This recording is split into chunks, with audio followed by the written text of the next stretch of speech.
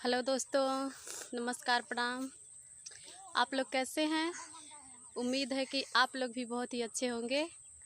तो दोस्तों देखिए, मैं आज अपने खेत आई हूँ और आप लोगों को अपना खेत भी दिखाऊंगी। तो दोस्तों आप लोग देख सकते हैं, ये मेरा खेत है।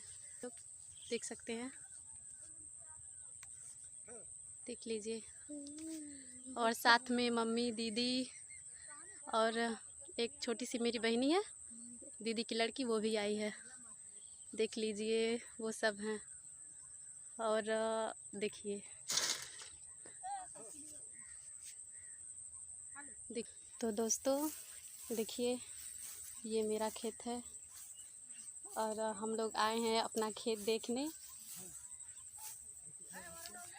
अगर मेरा वीडियो अच्छा लगे तो प्लीज़ लाइक, शेयर, कमेंट ज़रूर करें और चैनल को सब्सक्राइब भी कर लें।